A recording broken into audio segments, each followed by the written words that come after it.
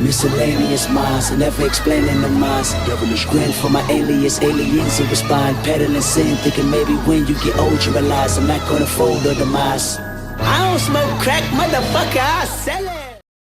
What is going on, everybody? This is the Miscellaneous Minds podcast. I'm your co-host, Boomer Gato, the cat that hands your analysis back. And to my left over here is the main man. He's Houston Nero, the man that makes the fat stacks. Together we form the dynamic duo that won't die. Deadly ideas, blood, and spicier content than your girls' only fans.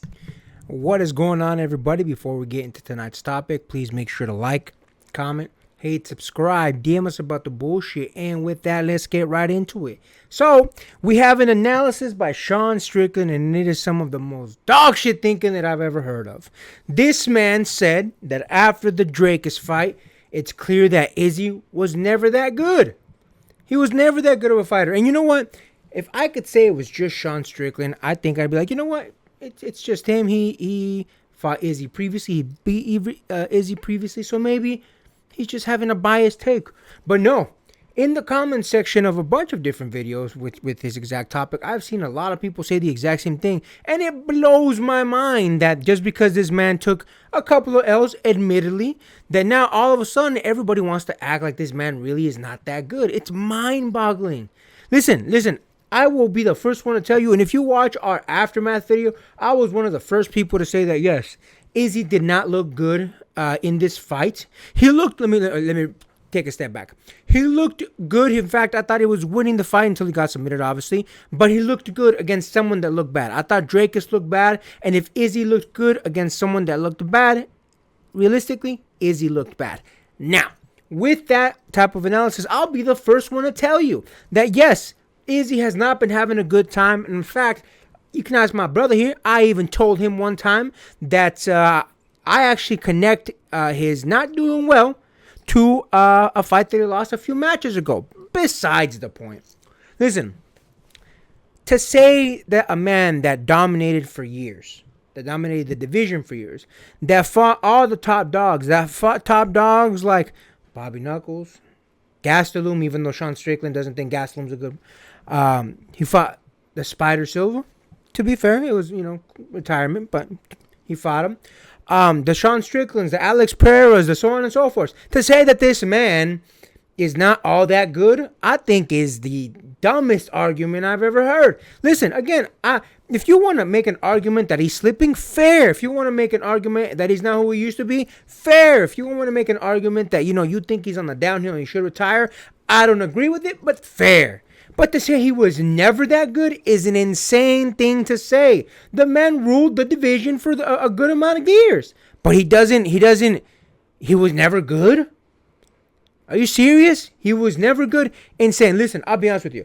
I think Sean Strickland is a very emotional person, despite him trying to act like a big old tough guy. Because when he's feeling himself, when he's in the moment, whether he's feeling sad, whether he's feeling happy, whether he's feeling mad, whatever, he says some stupid shit. And in fact, a lot of times he comes out later and he's like, I'm sorry, guys. I just needed to get some training in. I feel a lot better now. I apologize for what I said. I shouldn't have said it, blah, blah, blah. So this is just a man in his motherfucking feelings. And honestly, Sean Strickland should get the fuck out of those fucking feelings. Stop being such a little soy boy, which is what he calls everybody else. But the second he gets in his feelings, he be saying some shit. Chill. And listen, I say this as someone that if you go back and watch our video when we were talking about Sean Strickland versus Izzy, I said, man, Sean put a beat down on that boy. With that being said, listen, we got to call it like it is and be fair about it. To say that Izzy was never that good is something that I feel like only a true Izzy hater's got to say. And listen, I'll be the first to tell you, I am in no way, shape, or form Izzy's biggest fan. Before he started getting the L's, I was hoping someone would come along like a Robert Whittaker, for example, and really give him a lesson in humility. But it didn't happen until Alex Pereira came. I'm more than okay with that. So to say that this man was not that good is insane. If you want to say he's cocky, if you want to say he's big-headed, so on and so forth, I will agree with you completely. But not that good? Insane, bro. Insane. What do you think about that, my man? Here's the reason why I never liked the argument of, X Fighter was never that good, or, he was overrated. My thing is like, look, somebody might look at that and say, okay, they're only commenting on one fighter and one fighter only, which at face value, you think, okay, that makes sense. But no, if you think about it, it's actually a comment on every single competitor that came before him to make that statement. To say, okay, Israel Adesanya dominated the entire middleweight division, and to say he wasn't that good by transitive property, you're saying that somebody like Marvin Vettori was never good, that Robert Whittaker was never good, that everybody, Derek Brunson was never good. Like it's a discounted. You're discounting not just the person that beat them, but you're also discounting the person all the people that got beat before him. You're telling me out of all the people, you're saying, oh, because Israel Adesanya was never that good, that must mean by transitive property, Robert Whittaker was not good if he wasn't able to beat him twice.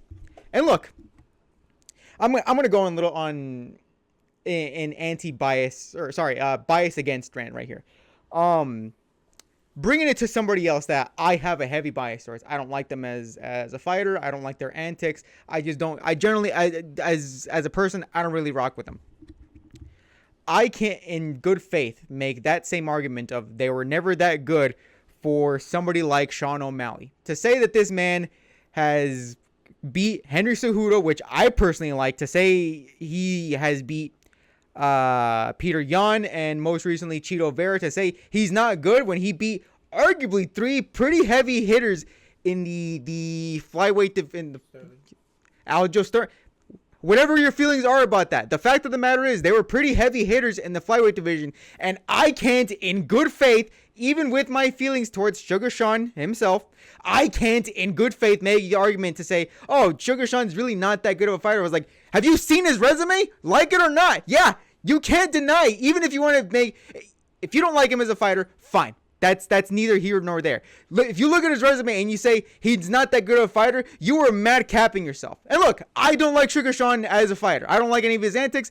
I'm not a fan of him. But I, again, can't make that argument in good faith to say that he was never a good fighter. And look, ignoring all that, look, if you want to say, okay, right message, wrong messenger, I would say, okay, fine, maybe, but it's a dumb argument regardless. I would say it's wrong message, wrong messenger. If you want to look at Sean Strickland and say, oh, he was never that good, he got beat by DDP. My man, you also got beat by him. And have you seen DDP's punches in that fight against Israel Adesanya? I was like, dog, you yourself are, by your accounts, a phenomenal striker, and you got beat by that? If you want to make the argument of Izzy was never that good because he got beat by DDP, dog, your first offense was against him and you lost. And if you want to make the argument, it was like, okay, it was a contentious split decision draw. I was like, dog, you couldn't even beat Paulo Costa by unanimous decision. If you want to make that argument, I think it's a dumb one, but you, of all people, Sean Strickland, should not be making that argument in the first place of saying he was never that good if he got beat by this person. It's like, dog, you also got beat by them. What does that argument say about you? It's ridiculous. It was a dumb argument in the first place, and it's a dumb argument, especially since he's the one making it. Listen, let me point out one big thing to Sean Strickland. My man, Izzy defended his title multiple times. Again, you may not like it, but he did. You defended your title a multiple of 0 times, my guy. You are not the one to be making this. Again, you're going to discount Izzy as a fighter. You're going to discount Paulo Costa. You're going to discount Alex Pereira. You're going to discount Romero. You're going to discount Vettori. Dog, he literally went through everybody. And only a handful of people, you're lucky you're one of them, can say, hey, I got a W over him. There's a particular reason why Sean Strickland got a W over him. I'm going to put it on who trained him, who helped him with the striking. Besides the point. My guy, you literally defended your title 0 times. And this is coming from someone who thinks you won that match. I think you beat Drakus. But, record to record, you shouldn't be making this argument. You did not beat the man. So listen, I get it. A lot of people are feeling some type of way because, fairly, I agree with this, Izzy is going downhill in his performance. Now, maybe he comes out with a stellar performance next fight and he looks phenomenal and we take this all back and say, hey, look, you know what? It was just ring rust. It was just this. It was just that. Whatever. But as of right now, it is a fair argument to say that Izzy is on the downslope in his career. Hopefully he gets together. Shit, maybe he takes Pereira up on that offer about striking with him, training with him. Who knows? As of right now, it is a fair argument to say his career is on a downslope. But to say he was never good, To say the man never did anything right, he didn't beat anybody, is insane to me. To say he was never that good, you literally have to say the entirety of your division is not good. And more than a few of those people, Sean, have beat your ass. And with that, make sure to like, comment, hate, subscribe, DMs about the bullshit, and Until next time, get rest and stay blessed. We'll see you on the next one.